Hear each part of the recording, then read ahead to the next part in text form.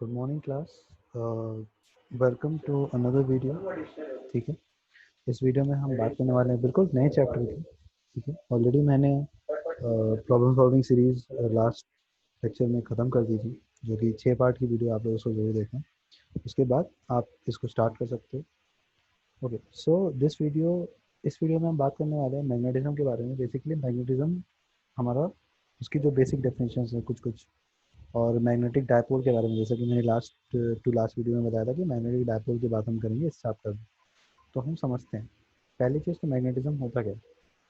ठीक है, तो uh magnetism material that has both, हम जानते हैं कि वो क्या है, उसकी अट्रैक्टिव प्रॉपर्टी भी होती है। ठीक है, और वो रिपेल भी कर सकते हैं एक दूसरे को, कोई भी मैग्नेट जो है रिपल्सिव प्रॉपर्टी भी होती है। और उसके पास डायरेक्शन होता है, जैसे हम कहते हैं ना मैग्नेट का south pole and north pole. So it's all depend on that. तो ये क्या करता है, मैग्नेट क्या करता है, जो छोटे छोटे आयरन के पीसेस होते हैं, निकल या कोबाल्ट के पीसेस, बेसिकली मेटल के जो पीसेस होते हैं, कुछ मेटल के पीसेस को ये अट्रैक्ट करता है। सो इस प्रॉपर्टी को हम अट्रैक्शन कहते हैं, और इसी अट्रैक्शन प्रॉपर्टी को हम क्या कहते हैं, मैग्नेटिज्म कहते हैं। ठीक है, तो आप लोग ने इलेक्ट्रोमैग्नेट के बारे में भी सुना होगा। ठीक है, वो हॉस्पिटल्स वगैरह में यूज़ होता है, या फिर आप किसी बड़े अगर फैक्ट्रीज में जाइए वहाँ पे यूज़ होता है। तो जो लोहे वगैरह के काम करते हैं उनके यहाँ पाया जाता है ये। ठीक है, सो जब इसको हम एक कहते हैं ना, एक सस्पेंडेड, मतलब ऐसे लटका दें कहीं पे, तो स्मॉल स्मॉल जो पीसेस होते हैं उसको अट्रैक्ट कर देते हैं। ठीक है, एक जगह से हम लटका दें मैग्नेट को, और नीचे अगर ढेर सारे आयरन पड़े हों तो हम, अब जैसे आपसे कोई कहे कि आप आयरन को और पाउडर अगर मिक्स है, मतलब आयरन के छोटे छोटे एक पाउडर फॉर्म में भी आयरन आता है, तो आयरन पड़ा हुआ है और पाउडर मिक्स है, आप उसको सेपरेट कैसे करोगे? सिंपल, आप मैग्नेट से सेपरेट कर लोगे उसको। ठीक है, मैग्नेट क्या करेगा, सारे आयरन पीसेस को अट्रैक्ट कर लेगा, और आपके पास सिर्फ क्या बचेगा नीचे, सिर्फ और सिर्फ पाउडर बचेगा। ओके, सो तो जब बेसिकली क्या होता है, कोई बार मैग्नेट आप लीजिए, उसको आप ऐसे लटका दीजिए, तो क्या होगा कि वो एक डायरेक्शन, मतलब घूमेगा थोड़ा सा, बट वो एक डायरेक्शन में आके फिक्स हो जाएगा। ठीक है, और वो डायरेक्शन क्या होती है, नॉर्थ साउथ वाली डायरेक्शन होती है। ठीक है, मतलब उसके एक एंड पे नॉर्थ होता है, दूसरे एंड पे साउथ डायरेक्शन होती है। तो उसको बेसिकली हम जोग्राफिकल, इस चैप्टर में geographical north and geographical south बोलेंगे अर्थ का। ठीक, अगर आप लोग को याद हो कि बचपन में आप लोग को बताया गया था, क्लास 9 या फिर 8 7 में भी बताया गया था, तो earth is a huge magnet. ठीक है, अर्थ जो आपका है वो ह्यूज मैग्नेट है। तो अर्थ बिहेव्स एज अ मैग्नेट। ठीक है, तो वहाँ से हम इस बारे में जानते हैं, जैसे कि फॉर एग्जांपल अगर हम नेचुरल मैग्नेट्स की बात करें, तो पहले के समय में ना, जैसे ग्रीक्स वगैरह के समय में, जब ग्रीक, जब रोम हुआ करता था, तो उस टाइम के जूलियस सीजर वीज़र के उसके भी पहले के टाइम पे, और नेचुरल मैग्नेट, मतलब उनके दिमाग में कुछ नेचुरल मैग्नेट का कुछ ना कुछ थोड़ा बहुत नॉलेज था। ठीक है, और फिर वो धीरे धीरे क्या क्या, वो धीरे धीरे एक जो नेचुरल मैग्नेट्स होते थे उसको पाते गए। ठीक है, जैसे कि आपके ब्लैक आयरन ऑक्साइड है, ठीक है, उसके पास भी कुछ ऐसे प्रॉपर्टी होती है। ठीक है, अट्रैक्ट करने की, और ये सारी चीज़ें थी। तो बहुत ही स्टार्टिंग समय से मैग्नेट पे स्टडी हो रही है, आखिर ये मैग्नेट है क्या, कि क्यों अट्रैक्ट करता है एक दूसरे को। ठीक है, सो मतलब कहते हैं ना, विलियम गिलबर्ट थे, उन्होंने अपनी एक बुक में जो कि मैग्नेट के ऊपर पूरा बेस्ड था, 1600 पे उन्होंने बनाई थी। उन्होंने ये सजेस्ट किया था कि अर्थ जो है ना, वो बहुत बड़ा एक मैग्नेट है, खुद में ही बहुत बड़ा मैग्नेट है। क्योंकि जब भी हम अपने कंपास को लगाते हैं तो नीडल को अलाइन कर देता है, वो कंपास के नीडल को बिल्कुल क्या कर देता है, अलाइन कर देता है, और हमें पता चल जाता है कि नॉर्थ कहाँ है साउथ कहाँ है। Is it clear? सो जब 19th सेंचुरी का बिल्कुल, मतलब 19th सेंचुरी स्टार्ट हुआ था, तो ऑस्टर्ड ने भी एक्सपेरिमेंट कर दिया करंट दौड़ा के एक वायर में, और उसने ये पता किया कि ये तो वायर में जब करंट दौड़ता है तो वो भी एक मैग्नेट की तरह बिहेव करता है। ठीक, तो ये सारी चीज़ें, मतलब इस पे सारा सारा कुछ इस पे रिसर्च किया। तो बेसिकली जो वर्ड मैग्नेटिज्म है ना, वो किससे बना है, मैग्नीशिया से बना है। ठीक है, सो ये बेसिकली क्या होता है, upper part of the Greece में था, तो वहाँ पे ऑब्वियसली इसका कुछ और पाया गया होगा जो कि मैग्नेट जैसा बिहेव कर रहा होगा, इस वजह से उसका नाम उस जगह पे रख दिया गया। बट बाद में चाइनीज़ ने भी डिस्कवर किया। ठीक है, a thin long piece of क्या कहते हैं, लोड स्टोन, तो एक तरीके का स्टोन को डिस्कवर हुआ जो कि हॉरिजॉन्टली सस्पेंडेड था, और उन्होंने देखा कि वो एक जैसे ही छोड़ दिया था उन्होंने, तो वो जो नॉर्मली एक बार था, वो मैग्नेट, उस समय उनको नहीं पता था कि वो मैग्नेट है, बट उन्होंने देखा कि वो एक जगह डायरेक्शन अलाइन हो गई, तो डायरेक्शन अलाइन होने का मतलब वो मैग्नेट की तरह बिहेव कर रहा था। Is it clear? सो ये सारी चीज़ें पहले हुई अर्ली रिसर्च, जो इसके मैग्नेटिज्म के बेसिकली आइडिया कहाँ से निकल के आया है, वहीं से निकल के आया है। और अब अगर हम बात कर लें जैसे कि फॉर एग्जांपल आर्टिफिशियल मैग्नेट्स की, ठीक है, नॉन नेचुरल मैग्नेट हमने जान लिया, अब आर्टिफिशियल मैग्नेट की बात करें। आखिर ये आर्टिफिशियल मैग्नेट्स क्या होते हैं, ठीक है। तो जनरली क्या होता है, जो नेचुरल मैग्नेट होते हैं वो स्ट्रांग नहीं होते उतने, कि मतलब बहुत तेज़ी से किसी को अट्रैक्ट कर ले, वो उतने स्ट्रांग नहीं होते, तो उनको स्ट्रांग बनाया जाता है, ठीक है। तो स्ट्रॉन्ग हम किस तरीके से बना सकते हैं, हम कोई आर्टिफिशियल चीज़ को लेके उसके अंदर मैग्नेटिक प्रॉपर्टी बहुत ज़्यादा अगर हम डाल दें, तो वो मैग्नेट क्या हो जाएगा, एक मतलब वो एक आर्टिफिशियल मैग्नेट बन जाएगा, और वो बहुत ही ज़्यादा मैग्नेटिक प्रॉपर्टी शो करेगा एज़ कम्पेयर टू जो नेचुरल मैग्नेट्स होते हैं, ठीक है। सो जो जो जैसे पीस ऑफ आयरन है आपके पास, छोटा सा लोहे का टुकड़ा है, ठीक है, वो और या फिर कोई भी magnetic material can be made to acquired, मतलब उसको हम क्या कर सकते हैं, मैग्नेटिक प्रॉपर्टी को दे सकते हैं नेचुरल मैग्नेट से, ठीक है, नेचुरल मैग्नेट की प्रॉपर्टी हम इनमें डाल सकते हैं। तो ऐसे मैग्नेट्स को जो कि जिसको कि आर्टिफिशियली हम मैग्नेटिक प्रॉपर्टी उसमें इम्प्लीमेंट करते हैं, ठीक है, अप्लाई करते हैं, डाल देते हैं उसमें, तो वो क्या होता है, वो कहलाता है हमारा आर्टिफिशियल मैग्नेट, ठीक, इज इट क्लियर। सो इसका मेन एडवांटेज क्या होता है कि मतलब वो बहुत ही ज़्यादा स्ट्रॉन्ग मैग्नेट्स हम बना सकते हैं, आर्टिफिशियल मैग्नेट्स को बहुत ज़्यादा स्ट्रॉन्ग बना सकते हैं as compare to natural magnets, ठीक है। और हमारे हिसाब से जैसा हमें शेप का बनाना है उसको हम वैसा बना देंगे। कहते हैं ना, सिक्के को आप जब रखते हो रेलवे ट्रैक पे, वैसे तो ऐसा करना मत, क्योंकि सिक्का अब दिखेगा ही नहीं उस जगह पे, पता नहीं कहाँ चला जा चुका होगा।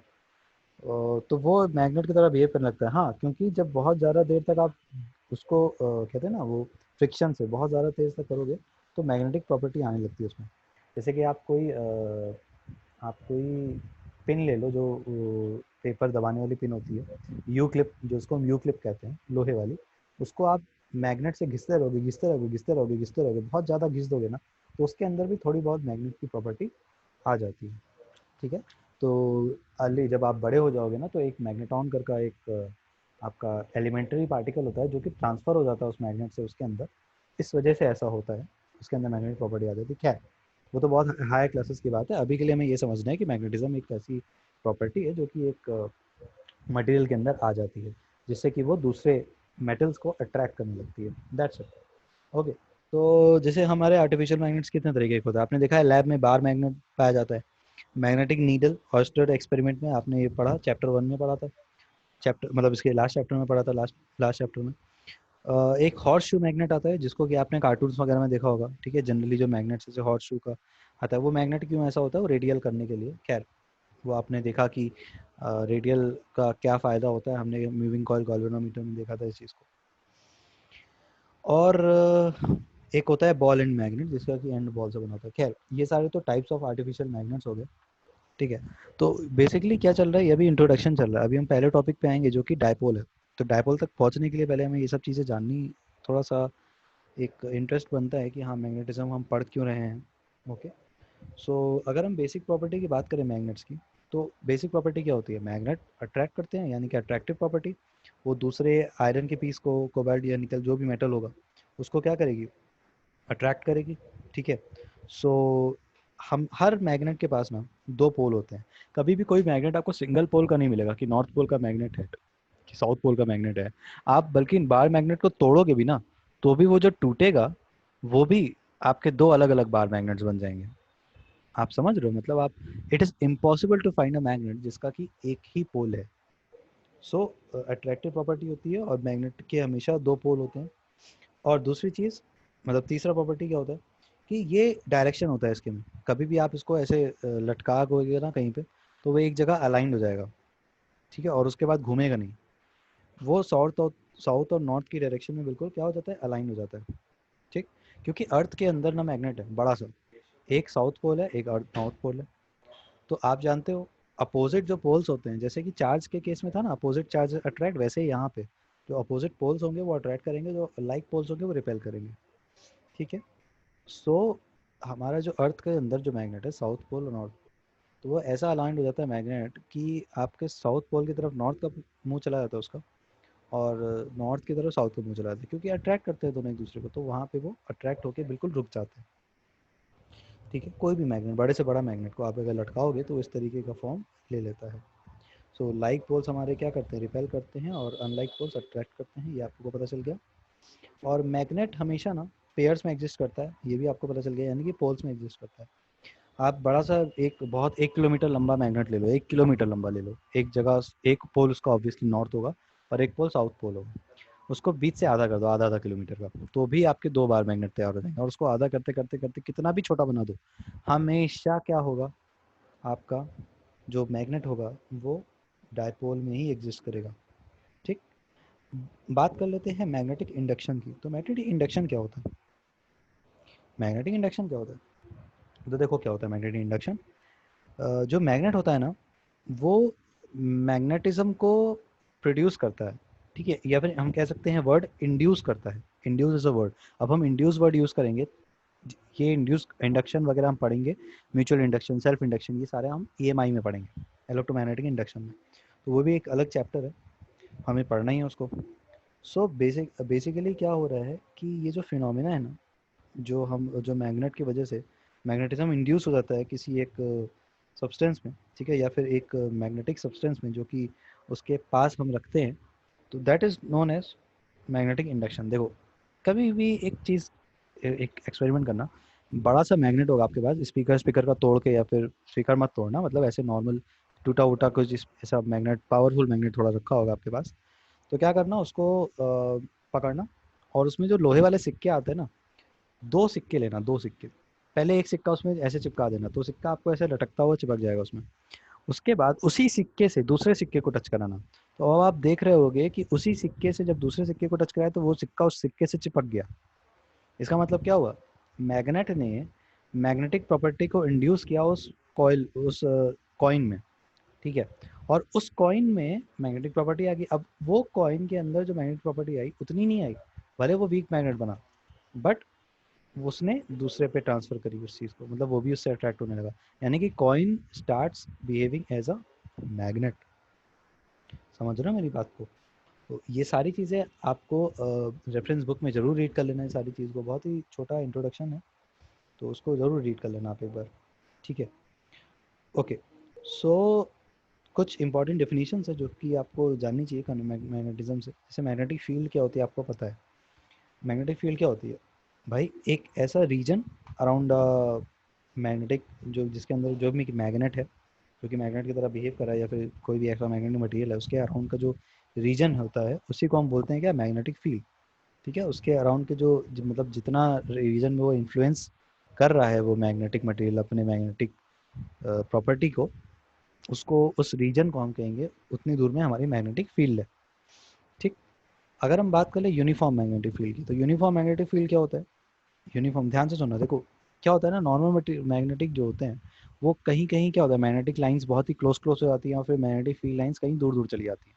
जैसे कि हमारी इलेक्ट्रिक फील्ड लाइंस हुआ करती थी, वैसे ही यहाँ पे मैग्नेटिक लाइंस के बारे में हम पढ़ेंगे। सो जो हमारी मैग्नेटिक लाइंस है वो क्या होने लगती है, किसी किसी जगह पे बहुत कॉम्पैक्ट होती है, कहीं कहीं बहुत दूर हो जाती है। बट यूनिफॉर्म मैग्नेटिक फील्ड के केस में क्या होता है, वो जो दो मैग्नेटिक फील्ड के बीच का गैप होता है ना, दोनों मतलब मैं एक तो सारी लाइंस एक दूसरे के पैरेलल होंगी, और जो उनके बीच का गैप होता है वो होता है कांस्टेंट, और प्लस वहाँ पे जो उनका कहते हैं ना मैग्नीट्यूड होता है ना, यानी कि वो भी होता है कांस्टेंट। तो ऐसे फील्ड को हम बोलते हैं यूनिफॉर्म मैग्नेटिक फील्ड। तो यूनिफॉर्म मैग्नेटिक फील्ड को आप किस तरीके से, या तो पैरेलल लाइन से दिखाते हो, या तो क्रॉस से दिखाते हो, या तो डॉट से दिखाते हो। ठीक, तो ये तो आप मतलब पूरा यूनिफॉर्म मैग्नेटिक फील्ड के बारे में आपने कहाँ पे पढ़ा हुआ है, चैप्टर नंबर 4 में, मैग्नेटिक इफेक्ट ऑफ करंट में आपने ऑलरेडी ये सारी चीज़ें पढ़ रखी हैं। अब हम बात कर लेते हैं मैग्नेटिक पोल्स के बारे में। ठीक है, ये मैग्नेटिक पोल्स क्या होता है? सो ये एक तरीके की मतलब रीजन है जिसमें कि आपके मैग्नेटिक जो लाइंस होती हैं, या फिर हम कह सकते हैं मैग्नेटिक स्ट्रेंथ किसी भी मैग्नेट में बहुत ज़्यादा कॉन्सेंट्रेटेड होता है उस रीजन में। ठीक है, वो उस रीजन में बहुत ज़्यादा कॉन्सेंट्रेटेड, यानी कि मैग्नेटिक फील्ड लाइंस बहुत ज़्यादा पास होंगी। ठीक है, तो वैसे रीजन को हम पोल कहते हैं, वो होता है हमारा पोल, ऐसे रीजन को वहाँ पे पोल कहते हैं। So the pole of a magnet lie somewhat inside the magnet and not at its geographical ends basically। तो आप ये कह सकते हो कि बिल्कुल एंड पे नहीं होता है नॉर्थ पोल या साउथ पोल, थोड़ा सा मैग्नेट के अंदर ही लाई करता है। ठीक है, जो पोल्स होते हैं ना मैग्नेट के अंदर ही लाई करते हैं। एकदम एंड पे भी ऐसा नहीं कि एंड पे होता है, एंड के थोड़ा सा अंदर ही लाया करता है वो जो पोल्स होते हैं हमारे। ठीक है, तो इस चीज़ को दिमाग में ज़रूर, कॉन्सेप्ट है, इसको दिमाग में ज़रूर अभी बनाए रखें। आगे जब धीरे धीरे हम पढ़ेंगे और आगे कॉन्सेप्ट, तो ये सारे छोटे छोटे जो कॉन्सेप्ट है जो अभी आपको लग रहा है नया, वो आपके लिए बहुत फेमिलियर हो जाएगा। फेमिलियर का मतलब कि बहुत ज़्यादा आप यूज टू हो जाओगे उस वर्ड के लिए। ओके, उसके बाद है मैग्नेटिक एक्सिस। ये मैग्नेटिक एक्सिस क्या होती है? बेसिकली मैग्नेटिक एक्सिस क्या होती है? It is a line passing through the poles of a magnet. ठीक है, जो line passing through the poles of a magnet. For example यहाँ पे अगर मैं बार मैग्नेट बनाऊँ, ठीक है, यहाँ पे अगर मैं एक बार मैग्नेट बनाता हूँ, सपोज कर लो ये बार मैग्नेट है, तो उसका जो हमारा साउथ पोल और नॉर्थ पोल है वो यहाँ पे एग्जिस्ट करता है। ठीक है, यहाँ पे इस तरीके से, जैसे ये हमारा समझ लो नॉर्थ पोल है, तो यहाँ पे हमारा क्या होगा, ऐसे साउथ पोल हो जाएगा। ठीक है, थोड़ा अंदर लाया करता है। ठीक है, यहाँ पे मैं लिख देता हूँ, ये आपका अगर नॉर्थ पोल है तो वहाँ पे कहीं साउथ पोल होगा। ठीक है, ये आपका इस तरीके से है मैग्नेट में, पोल्स होते हैं। एक्सिस की अगर बात कर लें तो एक्सिस हमारा ये होता है, समझ लो ये हमारी एक्सिस है। ठीक है, मिडिल में होता है, इसको मिडिल में कर लेना थोड़ा सा, ये अलाइनमेंट इसका। हाँ अब ठीक है, तो बिल्कुल मिडिल में होता है ये। It is called a magnetic axis, इसको हम कहते हैं। ठीक है, basically the line passing through the poles of a magnet is called a magnetic axis of a, ये। तो ये तो आपका इक्वेटर बन गया मैग्नेटिक एक्सिस। मैं दूसरे कलर से बना देता हूँ। यहाँ से लेके ये जो रेड लाइन हमारा बना है, ठीक है, इसको हम क्या बोलेंगे? Magnetic axis. और ये जो ऊपर वाली लाइन है इसको क्या बोलेंगे? इक्वेटर। जैसे अर्थ में इक्वेटर होता है, देखो ना आपने इक्वेटर कैसे बनता है, अब आपसे समझ गए हो गया अर्थ का इक्वेटर है तो मैग्नेट कैसे रखा होगा अर्थ में। खुद सोचो, ये इक्वेटर है हमारा, इसको हम सिंपल इक्वेटर ना बोल करके अगर मैग्नेटिक इक्वेटर बोलेंगे ज़्यादा सही रहेगा, क्योंकि हमको अर्थ के इक्वेटर को भी बात करनी होगी। तो उसको हम मैग्नेटिक इक्वेटर नाम दे दे रहे हैं। ठीक, तो डेफिनेशन क्या है हमारे पोल की? The line joining the poles of a magnet. ठीक, या फिर हम कह सकते हैं the line passing through the poles of a magnet. तो लाइन ज्वाइन भी कर रही है, पास भी हो रही है, तो डजेंट मैटर। हमारा जो रेड वाला है इसको हम क्या बोलते हैं? इसको हम बोलते हैं मैग्नेटिक एक्सिस। तो देखो हमारे इस इन सबको पढ़ने का मतलब ये था कि हमको आगे बार मैग्नेट के बारे में थोड़ा सा ज़्यादा पढ़ना था, बट इस बार आप लोग के सिलेबस से बार मैग्नेट का जो डायपोल बनता था उसको हटा दिया गया और सीधे सीधे लूप कैसे डायपोल की तरह बिहेव करता है उस पर आ गए हम लोग। सो कोई बात नहीं, थोड़ा बहुत कॉन्सेप्ट हम फिर भी बता देंगे, भले आएगा नहीं एग्जाम में, लेकिन एक जनरल पता होना चाहिए आखिर ये पढ़ रहे हैं तो उसका क्या मीनिंग है। ओके, सो मैग्नेटिक इक्वेटर आपको पता चल गया, मैग्नेटिक एक्सिस आपको पता चल गया। ठीक है, और मैग्नेटिक लेंथ की अगर हम बात करें तो मैग्नेटिक लेंथ क्या होता है? मैग्नेटिक लेंथ भी एक चीज़ होती है। तो बेसिकली मैग्नेटिक लेंथ क्या होता है? The distance between the two poles of a magnet is called a magnetic length. यानी कि ये वाली जो लेंथ है हमारी, दिस लेंथ, ये जो हमारी लेंथ है, ये क्या कहलाएगी? Magnetic length. ये हमारी कहलाएगी magnetic length. Is it clear? So this is magnetic length. And इसके बाद हमको जो पढ़ना है वो ये पढ़ना है कि हमारा जो है मैग्नेटिक डाइपोल क्या होता है। ठीक है, तो magnetic dipole and magnetic dipole moment की बात कर लेते हैं, जस्ट अ ब्रीफ। ठीक है, एक ब्रीफ बात कर लेते हैं डाइपोल, क्योंकि हम लूप एज अ डाइपोल पढ़ने वाले हैं तो हमें पता होना चाहिए डाइपोल क्या है। तो डाइपोल क्या होता है? What is a magnetic dipole? जब हम इलेक्ट्रिसिटी वाला चैप्टर पढ़ रहे थे तो उसमें हमारा जो डाइपोल बन रहा था वो कैसा था? उसमें हम यही कह रहे थे ना कि मतलब उसमें हमारा सिंगल चार्ज एग्जिस्ट कर सकता था, अ, चाहे नेगेटिव चार्ज चाहे पॉजिटिव चार्ज, कैसा भी चार्ज हमारा एग्जिस्ट कर रहा था, सिंगल, बिल्कुल सिंगल। ठीक है, पोलैरिटी कोई भी हो, सिंगल एग्जिस्ट कर सकता था। बट मैग्नेट के केस में हमने अभी देखा मैग्नेट के लॉज के खिलाफ है, वो नहीं कर सकता।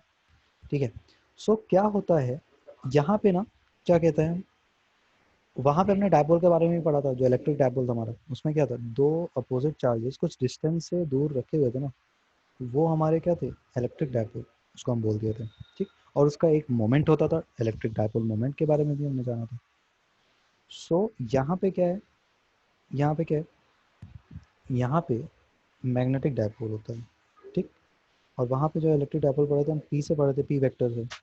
यहाँ पे हम मैग्नेटिक डायपोल एम वेक्टर से पढ़ते हैं। तुम लोग ऑलरेडी टॉर्क वाला क्वेश्चन जब हम लोग कर रहे थे उसमें मैंने ऑलरेडी बताया था ना, ठीक है। वहाँ पे मैंने डायपोल मोमेंट की बात टॉपिक में इसलिए नहीं की थी क्योंकि टॉपिक में डायपोल मोमेंट उस टाइम पे बताना कुछ मुझे ठीक नहीं लग रहा था, क्योंकि हम यहाँ पे ऑलरेडी पढ़ते हैं उस चीज़ को।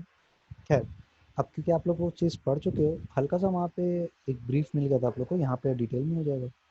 तो मैग्नेटिज्म के केस में क्या होता है कि अकेला कोई पोल एग्जिस्ट नहीं करता, वो हमेशा हमेशा डायपोल में करते हैं एग्जिस्ट। तो जो सिंपल स्ट्रक्चर मैग्नेटिक पोल्स का हम कह सकते हैं वो मैग्नेटिक डायपोल में एग्जिस्ट करता है, जिसको कि हम किस तरीके से बताते हैं, मैग्नेटिक डायपोल मोमेंट से बताया गया, जो कि है एम वेक्टर। तो मैग्नेटिक डायपोल मोमेंट अगर आप बात करोगे तो उसके बारे में तो हम, लेकिन मैग्नेटिक डायपोल को अगर बताना चाहोगे तो वो क्या होता है, आप ऐसे बोलना कि इट इज़ एन मतलब it is a simple arrangement of two equal and opposite magnetic poles separated by a distance, separated by distance, कोई भी स्मॉल आर या फिर कुछ भी ले लो, is called a magnetic dipole. तो मैग्नेटिक डायपोल की डेफिनेशन आपकी ये हो जाएगी, ठीक है। इट्स अ सिंपल अरेंजमेंट जिसमें कि दो मैग्नेटिक के पोल्स, अपोजिट पोल्स, एक थोड़े से डिस्टेंस से सेपरेटेड रखे होते हैं, और उसको डिस्क्राइब किससे होता है वो, यानी कि उसका हम डिस्क्रिप्शन किस तरीके से बताते हैं, डायपोल मोमेंट से बताते हैं, ठीक है। सो हम क्या कह सकते हैं, जो हमारा जैसे ये बार मैग्नेट आपके सामने दिख रहा होगा, इसको हम क्या डायपोल नहीं कह सकते, बिल्कुल कह सकते हैं, ये भी हमारा डायपोल है, ठीक है। अगर आप एक लूप में करंट दौड़ रही है, ठीक है, एक आपका लूप है, करंट उसमें दौड़ रही है, तो उसको भी हम डायपोल मोमेंट बोल, मैग्नेटिक डायपोल बोल सकते हैं। अभी हम पढ़ेंगे कि कैसे होता है, क्योंकि हमें पहला टॉपिक हमारा चैप्टर का वही है, हमें वहां तक पहुंचने के लिए सारी कहानी को कवर करना था, ठीक। सो जो जैसे करंट किसी लूप से जा रही है तो वो भी एक मैग्नेटिक डायपोल का तरह एक्ट करता है, जबकि आपका जो इलेक्ट्रॉन है, ठीक है, या फिर इलेक्ट्रॉन तो नहीं, बट जो आपका पूरा का पूरा एटम है वो भी आपका मैग्नेटिक डायपोल की तरह एक्ट करता है जब वो सर्कुलेटरी मोशन कर रहा होता है, ठीक है। सर्कुलेटरी मोशन करने की वजह से ये क्या कहलाता है, ये मैग्नेटिक प्रॉपर्टी शो करता है हमारा एटम। याद करो, उसमें अनपेयर्ड इलेक्ट्रॉन जब होते थे तो क्या होता था, मैग्नेटिक प्रॉपर्टी शो करता था, पैरामैग्नेटिक, डायमैग्नेटिक। अभी आप जब डी ब्लॉक पढ़ोगे ना इस 12th में केमिस्ट्री में, तो आप लोगों को ये चीज़ क्लियर हो जाएगी, उसमें मैग्नेटिक मोमेंट होता है। इवन आप तो डायपोल मोमेंट पढ़ते हो ना, हायर क्लासेस में हम लोग क्वाड्रुपोल मोमेंट पढ़ते हैं, चार, Quadra means four, quadrupole moment. और फिर उसके बाद ऑक्टापोल भी आता है, और उसके बाद फिर मतलब उसके ऊपर भी 16 पोल्स। सो बहुत हायर क्लासेस में चले जाएंगे वो। यहाँ पे हमको बेसिकली क्या देखना था कि मैग्नेटिक डायपोल क्या होता है वो हमने देख लिया है, मैग्नेटिक डायपोल मोमेंट के बारे में जानते हैं। तो magnetic dipole moment of a magnetic dipole is defined as the product of its pole strength and magnetic length. अब पोल स्ट्रेंथ क्या होता है उसकी भी बात करेंगे। So the magnetic dipole moment of a magnetic dipole is defined as the product of its pole strength and magnetic length। तो magnetic length क्या होती है, दोनों तो आपके सामने दिख ही रहा है। पोल स्ट्रेंथ की बात कर लेते हैं, ठीक है।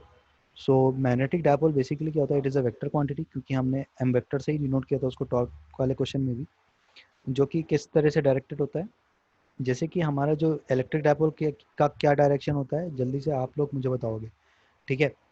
वैसे ही यहाँ पे जो डायरेक्शन होता है वो south pole to north pole होता है, ठीक है। अगर फॉर एग्जांपल हम अगर डायरेक्शन की बात करें, जैसे इसके डायपोल मोमेंट की अगर हम बात कर लें और उसके अगर हम डायरेक्शन की बात करेंगे, तो हमारा डायरेक्शन क्या हो जाएगा, वो जो हमारा डायरेक्शन होगा वो साउथ से लेके नॉर्थ पोल का, ये मैग्नेटिक मोमेंट की डायरेक्शन है, ठीक है। एम वेक्टर की डायरेक्शन, ये जो ब्लैक वाला एरो दिख रहा है ना, ये एम वेक्टर की डायरेक्शन शो कर रहा है, ठीक। This is an magnetic dipole, okay.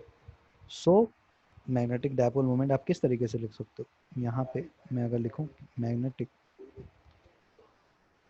Dipole moment आप लिखने जा रहे हो, तो उसको हम किस तरीके से लिख सकते हैं, उसको हम लिख सकते हैं, पहली चीज़ तो उसको हम क्या लिख सकते हैं, पोल स्ट्रेंथ।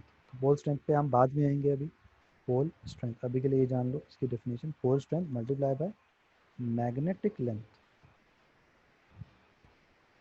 ठीक है, मैग्नेटिक लेंथ से मल्टीप्लाई कर देते हैं, तो ये जो हमारा आता है ये क्या हो जाता है, मैग्नेटिक मोमेंट, और उसको हम एम वेक्टर से डिनोट करते हैं।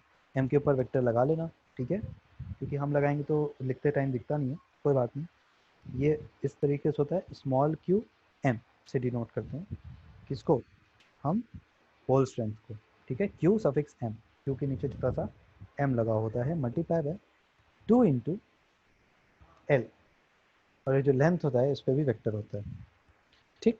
तो 2 इंटू लेंथ, 2 इंटू लेंथ क्यों लेते हैं, हमेशा उसके डायपोल के केस में भी लेते थे हम लोग, किस पे, यानी कि जब क्वेश्चन सॉल्व करते समय ये सब आसानी थी। खैर आपको बार मैग्नेटिक क्वेश्चन तो करने नहीं है, ठीक है, बट इतना जान लिया कि मैग्नेटिक मोमेंट वगैरह क्या है, तो ये चीज़ क्लियर हो जाएगी आप लोगों को। अब जहाँ पे जो हमारा क्यू एम है ये पोल स्ट्रेंथ है, और ये जो एल है ये हमारा क्या है, मैग्नेटिक लेंथ है, और जो कि डायरेक्शन क्या है लेंथ की, साउथ से नॉर्थ पोल, ठीक है, भूलना मत इस चीज़ को। सो एसआई यूनिट क्या हो जाएगी इसकी, खुद सोचो, एसआई यूनिट क्या हो जाएगी, एसआई यूनिट इसकी हो जाएगी एम्पियर मीटर स्क्वायर, ठीक है, एम्पियर मीटर स्क्वायर, ये समझ लो, एम्पियर मीटर स्क्वायर या फिर जूल्स पर टेस्ला, ठीक, इसकी जो हमारी यूनिट हो जाएगी। खैर इसको एम्पियर मीटर स्क्वायर लिख लेते हैं, एम्पियर मीटर स्क्वायर, और जूल्स, जूल्स पर टेस्ला, ठीक है, इसकी 2 यूनिट हो जाएगी। ओके, सो आगे बढ़ते हैं। तो पोल स्ट्रेंथ की बात मैं बाद में करूंगा, क्योंकि उसको समझने के लिए आपको समझना होगा मैग्नेटिक फ्लक्स को, जो कि हमारे आने वाले टॉपिक में आपको मिलेगा। सो हम बाद में ही उसकी बात करें तो बेटर है, अभी के लिए ये जान लो कि मैग्नेटिक मोमेंट एक चीज़ होती है, एक क्वांटिटी होती है जो कि इस तरीके से डिफाइंड होती है, दैट्स इट। ओके, अब इसके बाद आप क्योंकि मैग्नेटिक मोमेंट के बारे में थोड़ा बहुत जान लिए हो, now we can start our topic, जिसको कि हमको, जो कि हमारा इस चैप्टर का पहला टॉपिक रहेगा हमारा, current loop as a magnetic dipole. तो उसको पढ़ते हैं। ओके, तो आते हैं पहले टॉपिक पे, जिसका ये नाम है current loop as a magnetic dipole. तो हमारा करंट लूप किस तरीके से मैग्नेटिक डायपोल बनता है, आइए उसको देखते हैं। तो हमें पता है ना कि जो करंट लूप, एक कंसिडर कर लो, मतलब एक लूप है जिसमें कि करंट जा रही है, कंसिडर कर लो। तो हमें पता है ना एक एक्सप्रेशन ऑलरेडी, मतलब जो हमने लास्ट चैप्टर में जाना है, कि magnetic field produced at a large distance r from the center of a circular loop along its axis, यानी कि एक्सियल पॉइंट पे, ठीक है। वो किस तरह से गिवन होती है, यहाँ पे r बहुत ही ज़्यादा बड़ा है, ठीक है, r यानी कि बहुत ही ज़्यादा बड़ा है, यानी कि जो रेडियस है ना a, वो बहुत ही छोटा है एज कम्पेयर टू r, ठीक है। तो वहाँ पे हमारा एक्सप्रेशन क्या आता था मैग्नेटिक फील्ड का, ये आता था हमारा कुछ इस तरीके से, b इज इक्वल टू, हम लिखते थे उसको mu naught upon, mu naught ऊपर का पहले लिख लेते हैं, म्यू नॉट इंटू आई ए का स्क्वायर, म्यू नॉट आई ए का स्क्वायर डिवाइडेड बाय 2r3, ठीक है, 2r की पावर 3। वहाँ पे ए क्या होता था, radius of the coil, r क्या था, एक्सियल पॉइंट वाला डिस्टेंस, जितनी दूरी पे, और ये बहुत ही ज़्यादा बड़ा है। और हमारे पास क्या है, और हमारे पास जो आई है वो करंट है जो कि उस लूप से दौड़ रही है, म्यू नॉट हमारे पास हमें पता ही है। क्यों ना हम एक काम करते हैं, हम इसी एक्सप्रेशन को थोड़ा सा मॉडिफाई करते हैं, क्योंकि आप जानते हो पुराने ही यूज़ किए हुए एक्सप्रेशन को मॉडिफाई करके कुछ नया बनाते हैं तो वो नया टॉपिक हो जाता है, ऐसा होता है ना। तो कुछ ना कुछ मॉडिफिकेशन चलती रहती है, तो इसमें भी हम मॉडिफाई करने के लिए उसमें क्या करते हैं, हम इसको एरिया में चेंज करते हैं, ठीक है, एरिया के फॉर्म में चेंज करते हैं। जैसे रेडियस लगा हुआ है ना ए का स्क्वायर, तो सर्कल का एरिया का स्क्वायर क्या होता है, pi r square, pi into radius का स्क्वायर, यही होता है ना। यहाँ पे रेडियस ए है, तो हम पाई से मल्टीप्लाई और पाई से डिवाइड कर देते हैं, तो देखते हैं क्या होता है, ठीक है। पाई से डिवाइड और पाई से मल्टीप्लाई करेंगे, देखते हैं कुछ एक्सप्रेशन में हमारा चेंज आता है क्या, ठीक है। और 2 से भी मल्टीप्लाई कर देते हैं, ठीक, 2 से मल्टीप्लाई डिवाइड, यानी कि 2 इंटू पाई से मल्टीप्लाई और डिवाइड करते हैं, क्या करने जा रहे हैं, 2 पाई से मल्टीप्लाई और डिवाइड करेंगे, ठीक है, 2 पाई इंटू 2 पाई मल्टीप्लाई कर देते हैं इसी एक्सप्रेशन से। तो हमारा एक्सप्रेशन किस तरीके से चेंज हो गया है वो हम लिखेंगे, म्यू नॉट इंटू आई ए की पावर 2 ए का स्क्वायर अपॉन में क्या है हमारा 2 इंटू आर का क्यूब, इज इट क्लियर? ये हो गया हमारा। अगेन जब हम मल्टीप्लाई कर देंगे तो हमारा एक्सप्रेशन किस में चेंज हो जाएगा? म्यू नॉट तो वहीं रहेगा, साथ में इनटू, ऊपर की मैं बात करूँ न्यूमरेटर की, इनटू टू जो कि मल्टीप्लाई किया था हमने, इनटू ये पाई आर स्क्वायर हो जाएगा। तो पाई आर स्क्वायर को हम एरिया लिख देते हैं जो कि कैपिटल ए है। अपॉन में हम क्या करेंगे? 4 पाई, ठीक है, 4 पाई, क्योंकि पाई ऊपर मल्टी उस पर एरिया में आ गया है तो नीचे पाई बचेगा, पाई इंटू आर का क्यूब, ठीक है, इंटू आर का क्यूब। कितनी चीज़ें क्लियर है? इसको मान लो इक्वेशन नंबर 1, इसको हम मान लेते हैं इक्वेशन नंबर 1, ठीक।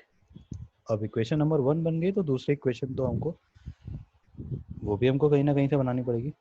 तो अब देखो इसको करने से हमारा मॉडिफिकेशन क्या हुआ।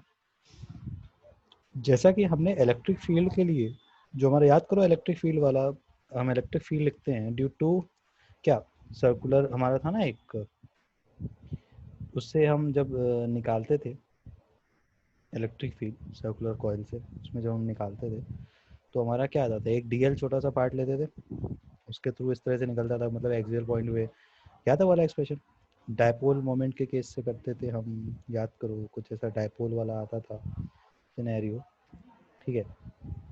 तो डायपोल मोमेंट वाले केस में क्या था, हमारा आता था एक्सप्रेशन 1/4 पाई एप्सिलॉन नॉट, ठीक है। एप्सिलॉन नॉट को मैं क्या लिखूँ, स्मॉल ई लिख देता हूँ, स्मॉल ई, ठीक है, चलो स्मॉल ई का मतलब एप्सिलॉन नॉट है, याद रखना, ठीक है। सो इनटू ये इतना मल्टीप्लाई है, क्या होता था, हाँ ये नीचे नहीं है, मतलब मल्टीप्लाई हुए अलग से, ये पूरा मैं ब्रैकेट में ही लिख लूँ, नहीं तो तुम लोग कहोगे कि क्या ये ऐसे, ठीक है। होल मल्टीप्लाई पे ये आपका होता था ऊपर में 2 इंटू आपका पी आता था, जो कि पी क्या होता था, डायपोल मोमेंट अपॉन आर का क्यूब। ये सीन रहता था हमारे इलेक्ट्रिक फील्ड के केस में, ठीक है। तो इलेक्ट्रिक फील्ड ऑफ एन, मतलब कहते थे ना electric field, the electric field of an electric dipole eight N axial point lying far away from it, वो किस तरीके से दिया होता था ये मैं लिख रहा हूँ, ठीक। ये हमारा जो है डायपोल के केस में डायपोल मोमेंट बेसिकली इंट्रोड्यूस करने के लिए उसको लिखा गया है, और जहाँ पे पी क्या है, dipole moment of the electric dipole, ठीक। इसी तरीके से अगर हम फर्स्ट और सेकंड इक्वेशन को, ये हमारी, इसको मान लो इक्वेशन नंबर 2, इसको मान लो इक्वेशन नंबर 2। अब जब हम अपने इक्वेशन नंबर 1 और इक्वेशन नंबर 2 को जब हम कंपेयर करेंगे तो हमको क्या मिलेगा, ध्यान से देखना, हमको क्या मिलेगा। जैसे हम कंपेयर करेंगे, हम क्या देख रहे हैं कि दोनों इलेक्ट्रिक फील्ड और मैग्नेटिक फील्ड डायपोल के केस में, दोनों इलेक्ट्रिक फील्ड और मैग्नेटिक फील्ड डायपोल के केस में क्या हो रहा है, किस पे डिपेंड कर रही है, 1/r³ पे डिपेंड कर रही है। देखो r³ दोनों में है, दोनों इक्वेशन में r³ है ना, देखो यहाँ पे भी r³ है, यहाँ पे भी r³ है, यहाँ पे भी r³ है, बिल्कुल है ना। अब देखो उनके पास सेम डायरेक्शन भी है, इस बात को भी ध्यान रखना, इनके पास, दोनों के पास सेम डायरेक्शन है, ठीक है, या सेम डायरेक्शन, ठीक है। और ये कहाँ पे निकाला जा रहा है, दोनों ही, मतलब मैग्नेटिक फील्ड और इलेक्ट्रिक फील्ड दोनों कहाँ पे निकाला जा रहा है, एक फार अवे पॉइंट है, एक दूर का कोई पॉइंट है, तभी तो हमारा जो डायपोल का खुद का डिस्टेंस वो बहुत ही छोटा, और हमारे जो करंट की लूप का रेडियस बहुत ही छोटा, ठीक। तो कुल मिला करके मतलब सिर्फ और सिर्फ ऐसा नहीं कि सिर्फ एक्सिस पे ही निकाल लें, कोई भी फार अवे पॉइंट पे, ठीक। तो हमें ये क्या सजेस्ट कर रहा है कि जो हमारा जो मैग्नेटिक डायपोल के तरह बिहेव कर रहा है, ये जो लूप है ना जिसके लिए हम ये पढ़ाई कर रहे हैं, ये जो हमने जितना चीज़ें ये लिखी हैं, ये जो हमारा करंट की लूप है, ये क्या कैसा बिहेव कर रही है, मैग्नेटिक डायपोल की तरह बिहेव कर रही है, ठीक। जिसका कि डायपोल मोमेंट कितना है, जिसका कि डायपोल मोमेंट कितना है, जिसका कि डायपोल मोमेंट है m इज इक्वल टू, अगर मैग्नीट्यूड की बात करें तो I इंटू ए के बराबर है। कंपेयर करने के बाद दोनों इक्वेशन को, 1/4 pi epsilon not is a constant, mu naught upon 4 pi is a constant, समझ में आ रहा है मेरी बात।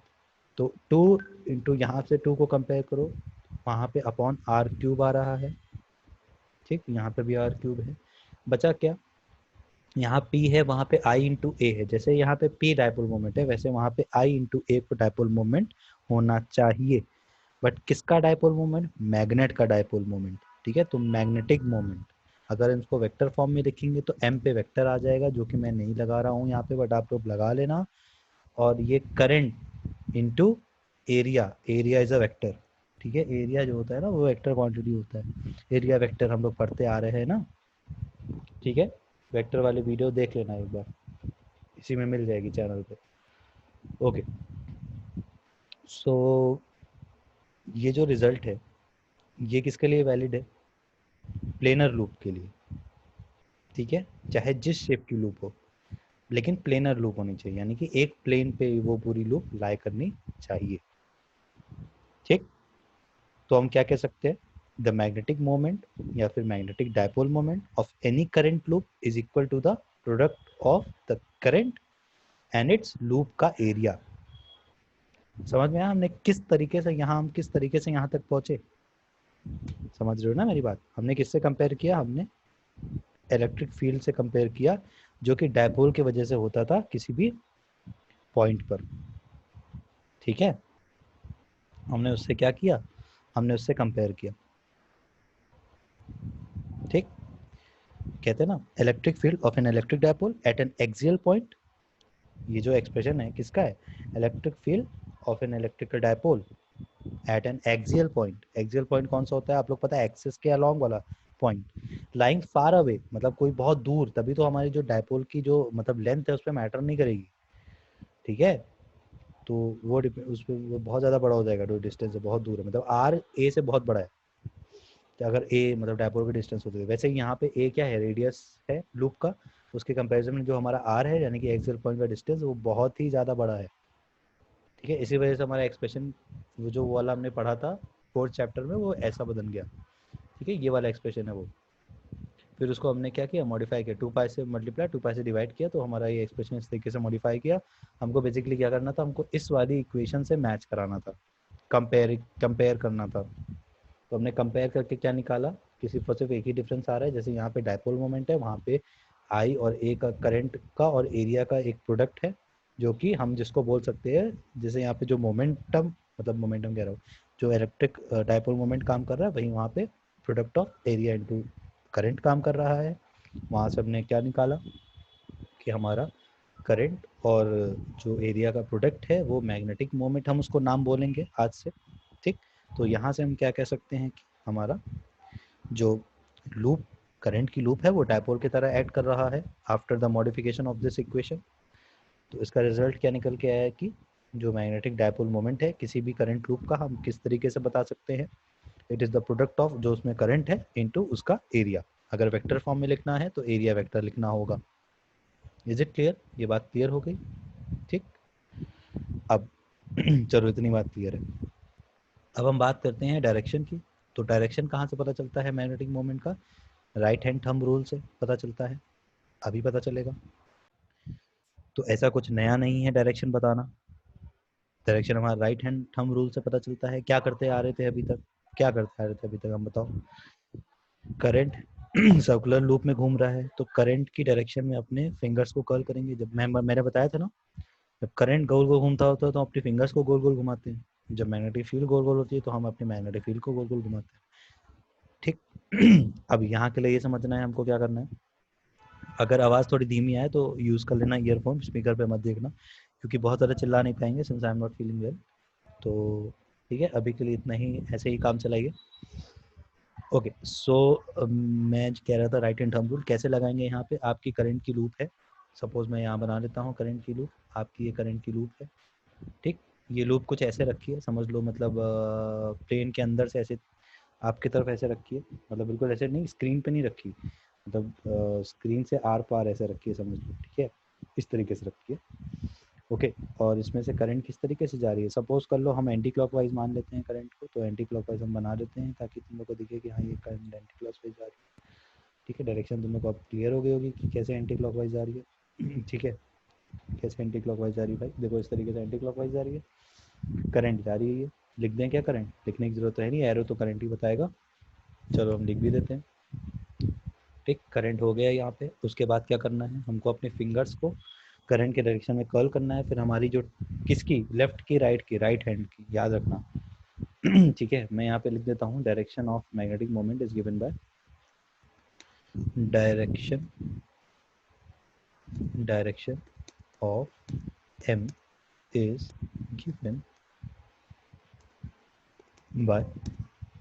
given by right hand thumb rule, जिसको कि हम क्या कह सकते हैं, जो कि हम टॉर्क वाले क्वेश्चन में अप्लाई करके डायरेक्शन बताए थे, बट वहाँ पे ये चीज़ मैंने नहीं बताई थी क्योंकि हमें ऑलरेडी यहाँ पे बताना था। तो बार बार एक ही चीज़ को रिपीट करने से कोई मतलब नहीं है, बट हाँ चीज़ें रट जाती हैं। ठीक, तो वहाँ पे भी मैंने बताया था, यहाँ पे भी मैं बता रहा हूँ कि राइट हैंड थंब रूल का यूज़ करते हैं। किस तरीके से करते हैं, अपने राइट हैंड के फिंगर्स को कर्ल करते हैं in the direction of current, और फिर हमारा जो थंब है वो किसकी डायरेक्शन पॉइंट कर रहा होता है, हमारे मैग्नेटिक मोमेंट की डायरेक्शन को पॉइंट कर रहा होता है। Is it clear? ओके, अब यहाँ पे बहुत ही अच्छे से तुम लोग को क्लियर हो जाएगा। ठीक है, अगर हम इसके यूनिट की बात कर ले तो ठीक, तो अब राइट हैंड का रूल करा है तो हम क्या कह सकते हैं कि एक चीज़ और मैं बता दूं कि एरिया हमारा जो है, एरिया वेक्टर जो है हमारा ऊपर को एकदम नॉर्मली निकलता है, जैसा कि मैंने पहले ही बताया था। सो फॉर एग्जांपल आपका करंट अगर है तो आपकी जो डायरेक्शन होगी मैग्नेटिक मोमेंट की वो कुछ इस तरीके से होगी, हमारी ये वाली डायरेक्शन। कौन सी डायरेक्शन है, ये मैग्नेटिक मोमेंट की डायरेक्शन होगी। ठीक है, जिसको कि हम एन कैप लिख देते हैं। यहाँ पे कोई भी डायरेक्शन, रैंडम डायरेक्शन हो सकती है। अगर एक्स होगा तो आई कैप लिख देना, मैं जनरलाइज कर दे रहा हूँ उसको, एन कैप। कैप जरूर लगा देना, कैप कैसे लगाते हैं तुम लोग को पता ही होगा। ओके, तो कैप लगा लेना एन के ऊपर। अब ये आपका एक तरीके से जो एरिया है, ये एरिया वेक्टर भी हो गया आपका एन कैप जो है। ठीक, बट ये is the direction of magnetic moment. ठीक है, सो अगर ये आपका मैग्नेटिक मोमेंट की डायरेक्शन है तो ये समझ लो मैग्नेटिक मोमेंट की डायरेक्शन अगर ये है तो मैंने क्या बताया था, मैग्नेटिक मोमेंट की डायरेक्शन जो होती है, मतलब डायपोल की जो डायरेक्शन होती है मैग्नेटिक डायपोल की, वो कैसे होती है, वो साउथ से नॉर्थ की तरफ जाती है ना। बताया था कि नहीं बताया था ये चीज़? हाँ, डायरेक्शन ऑफ अगर हम उसकी बात करें, ठीक है, डायरेक्शन ऑफ अगर हम कहते हैं ना उसकी डायपोल मोमेंट की अगर हम बात करें, डायरेक्शन जो डायपोल की डायरेक्शन की बात करें तो कैसे होता है वो साउथ से नॉर्थ की तरफ से होता है, इस तरीके से होता है ना। तो वैसे ही बेटा, ठीक है, जैसे वहाँ था ये वैसे ही है। ठीक, तो हमारे मैग्नेटिक डायपोल की डायरेक्शन आप इस तरीके से बता सकते हो। ओके, सो नाउ दैट अब आपको पता है, तो यहाँ से साउथ पोल से नॉर्थ की तरफ हमारी जाती है डायरेक्शन। तो हम क्या कह सकते हैं, ये जो करंट लूप का नीचे वाला हिस्सा है ये हमारा साउथ पोल है, नीचे वाला हिस्सा जैसे साउथ पोल। ठीक है, और ऊपर वाला हिस्सा कौन सा है, ऊपर वाला वो है हमारा नॉर्थ पोल, है कि नहीं है? ठीक है, तो साउथ पोल नॉर्थ पोल, अब आप लोगों को ये क्लियर हो गया होगा कैसे करंट लूप आपका बन रहा है। डायपोल किससे कंपेयर किया हमने इलेक्ट्रिक डायपोल से कंपेयर करके इसका एक्सप्रेशन निकाला था।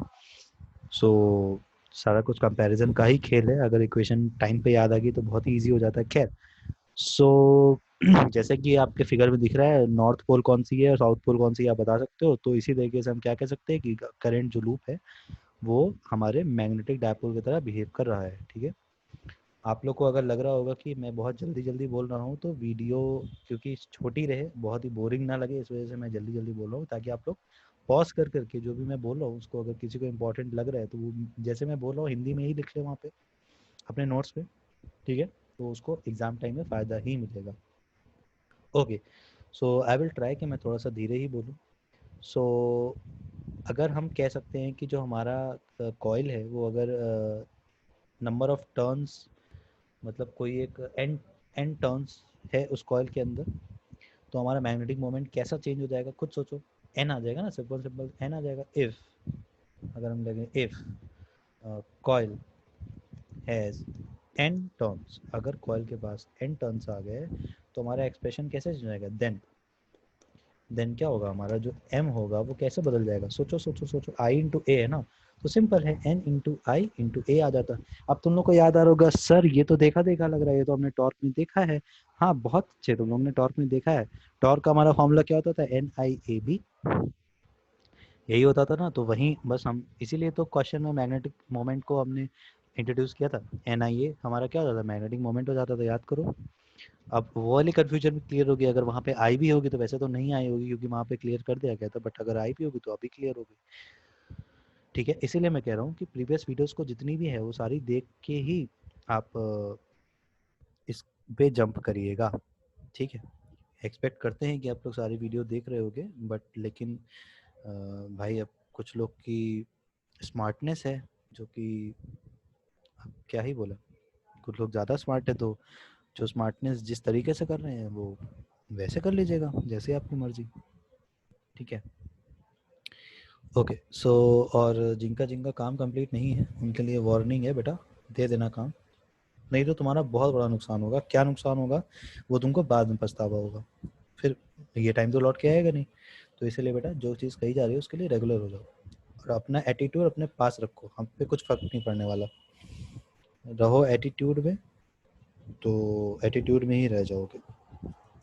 तो बेटा वही बात कह रहा हूँ ना, एक चीज़ मैं यही कहना चाहूँगा कि मैंने जो है पढ़ाया है कई लोगों को, तो मैंने क्लास 10th में जिसका 80% आया है उसको 12th में 90 बनते देखा है, और जिसका 10th में 90 आया था उसको मैंने 80 बनते भी देखा है 12th में, और जिसका 10th में जो कहते हैं ना 85 और 90s में थे उनको 60 बनते भी देखा है 12th में। तो ऐसे कई बार, ऐसा कोई नहीं है कि तुम लोग के साथ कुछ पहली बार है, बहुत देखा है बेटा, तुम्हारे जैसे स्टूडेंट हर बार मिलते हैं।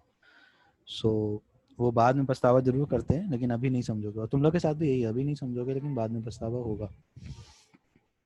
सो जो आपकी कहते हैं ना जो अचीव करना है कुछ अगर, तो उसको चाहे जैसे अचीव करो, लेकिन बेटा कभी कभी क्या होता है ना कि कुछ कुछ रास्ते, जिस रास्ते से आप चलते हो ना वो भी आपको बहुत कुछ सिखाते हुए उस मंजिल तक ले जाता है।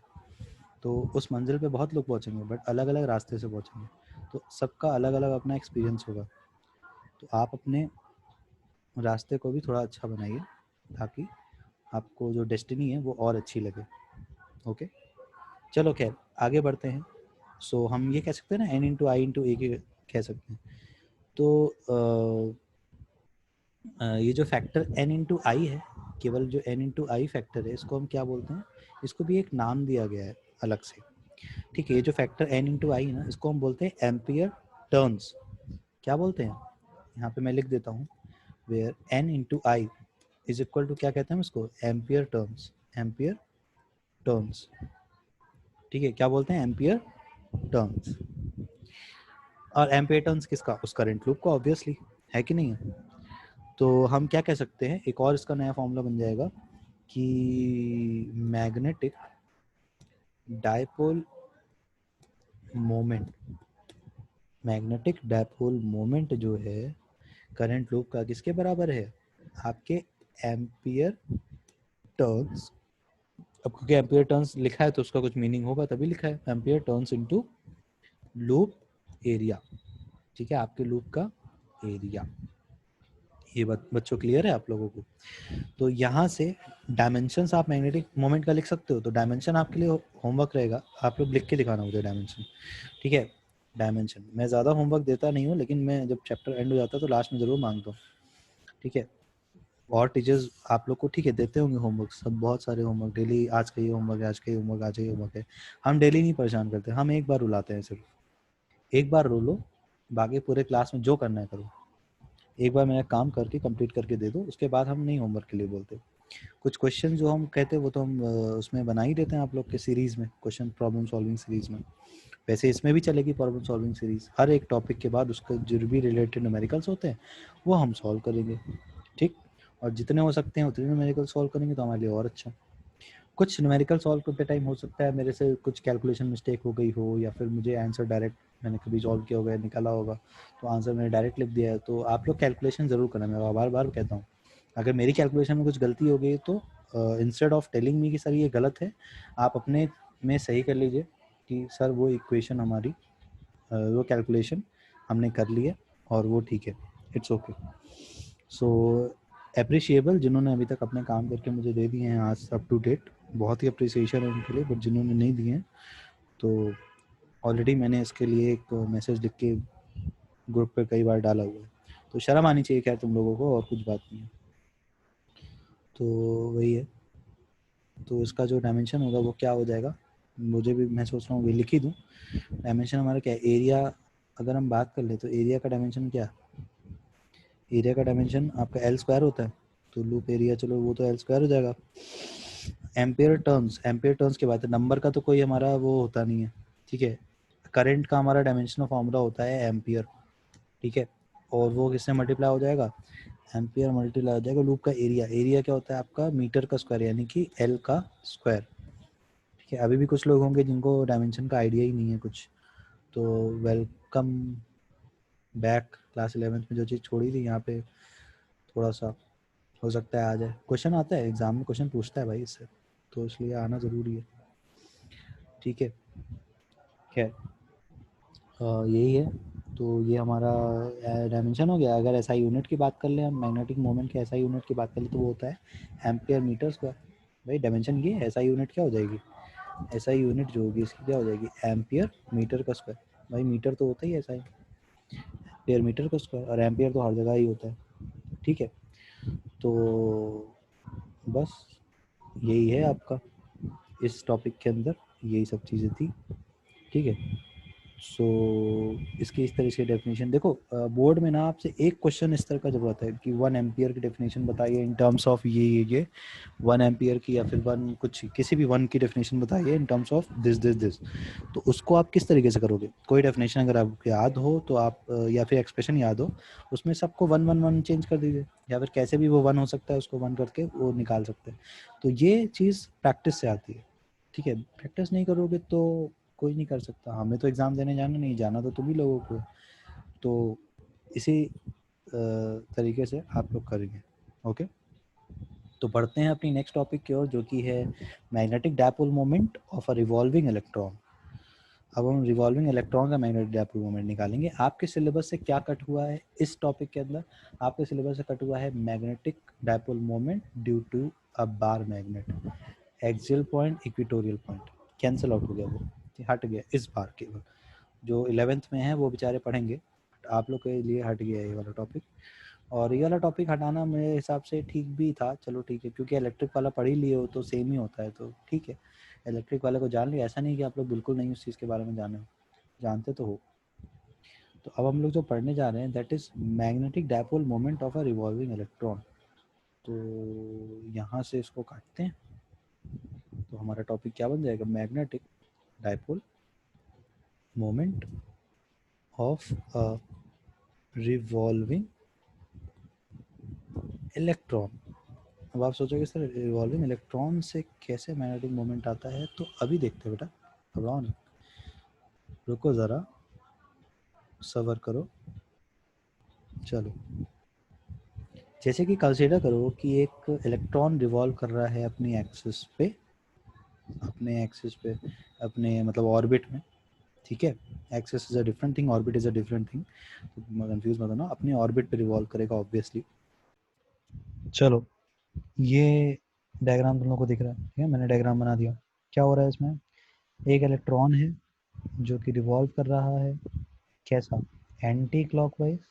अब आप लोग जानते हो जिस पाथ में इलेक्ट्रॉन रिवॉल्व करेगा उसके अपोजिट में करंट चलेगी, चलती है कि नहीं चलती।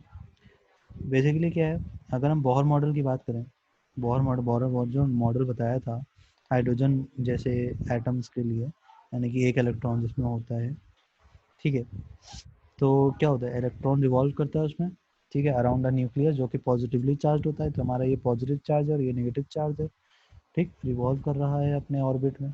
तो ये जो रिवॉल्व कर रहा है ये किस तरीके का बन रहा है, ये यूनिफॉर्म सर्कुलर मोशन एक तरीके का करता है, ठीक है, ये यूनिफॉर्म सर्कुलर मोशन करता है ना। तो ये एक तरीके का क्या दिख रहा है आपको, अप्रॉक्सीमेटली एक तरीके का जैसे लूप नहीं दिख रहा, जैसे कि होता नहीं है कि सर्कुलर मोशन जो कर रहा है ये करंट लूप की तरह नहीं है, दिख रहा है आपको, करंट लूप जैसे करंट दौड़ रही है, भाई करंट लूप में करंट दौड़ रही है, इलेक्ट्रॉन जैसे जाएगा उसके अपोजिट करंट जाती है, आप लोग जानते हो इस बात को। तो क्या एक लूप में करंट जा रही है, इस तरीके का हम क्या कह सकते हैं, इक्विवेलेंट है कि नहीं, जिसमें कि क्या है, जिसका मैग्नेटिक मोमेंट अभी हमने जाना लास्ट टॉपिक में क्या है, उसका मैग्नेटिक मोमेंट उसके करंट और उसके एरिया के बराबर है ना, प्रोडक्ट ऑफ उसके करंट और उसके एरिया के बराबर। तो यहाँ पे जो मैग्नेटिक मोमेंट इसका आएगा हम क्या कर सकते हैं, इसका जो मैग्नेटिक मोमेंट होगा ये क्या आई इंटू ए के बराबर होगा कि नहीं होगा? बिल्कुल होगा। खैर इसको तो हम अभी यहाँ पे ऐसे ही लिखते हैं, फिर वापस से अपने फिगर पे आते हैं, उसको और चीज़ समझते हैं क्या है। तो जैसे कि फिगर में आप लोग देख पा रहे होगे, क्या करो भाई, कंसिडर करो कि एक इलेक्ट्रॉन रिवॉल्व कर रहा है anti clockwise around the nucleus, ठीक है। ऐसे ऑर्बिट में रिवॉल्व करे जिसका कि रेडियस कितना है, स्मॉल आर है, और कितने स्पीड से कर रहा है, वी स्पीड से कर रहा है, वेलोसिटी से, ठीक है, वी वेलोसिटी से कर रहा है। डायरेक्शन का टेंजेंशियली हम जानते हैं वेलोसिटी की डायरेक्शन होती है, और ये वी वेक्टर हमारा क्या डायरेक्शन, इधर की तरफ है डायरेक्शन, दिख रहा है आपको, ठीक है। और सपोज कर लो कि ये जो हो रहा है ये टाइम पीरियड टी में हो रहा है, ये complete evolution time period T में कर रहा है, ये इतना जान लो, ठीक है। तो हम क्या कह सकते हैं, अगर हम करंट की बात करें तो करंट को हम किस तरीके से लिखते हैं? करंट को अभी तक जो हम पढ़ते आ रहे थे पहले, करंट क्या होता है, चार्ज अपॉन टाइम ना, charge upon time, charge per unit time होता है हमारा करंट, ठीक है। तो यहाँ के केस में हम किस तरीके से हो जाएगा, हमारा इलेक्ट्रॉन है चार्ज अपॉन, अगर हम टाइम पीरियड को कैपिटल टी कंसीडर कर लेते हैं भाई, ठीक है। तो अच्छा, अब हमको भी क्या टाइम पीरियड का भी हमको एग्जैक्टली क्या है, हमने ऑलरेडी लास्ट के हमारे चैप्टर्स में सारी चीज़ें पढ़ी हैं। तो हमारा जो टाइम पीरियड है वो किस तरीके से हम दिखाते हैं भाई, टाइम पीरियड क्या होता है, speed is equal to distance upon time वाला कॉन्सेप्ट लगा के हमारा टाइम किसके बराबर हो जाएगा भाई, डिस्टेंस क्या है, इस पूरे अगर सर्कुलर कॉइल की बात करें तो उसके पेरीमीटर के बराबर, पेरीमीटर कितना होगा, 2 pi into r, that is radius, ठीक है। जब हम आर बोलते हैं ना तो कहीं कहीं आर अलग होता है, कहीं कहीं आर अलग होता है, तो यहाँ पे आर रेडियस है, ठीक। तो इस चीज़ का ध्यान रखना, हमेशा आर रेडियस नहीं होता, अलग अलग टॉपिक में अलग अलग सिंबल यूज़ किए जाते हैं, जैसे कि कहीं कहीं रेडियस के लिए ए यूज़ होता है ना, वैसे ही।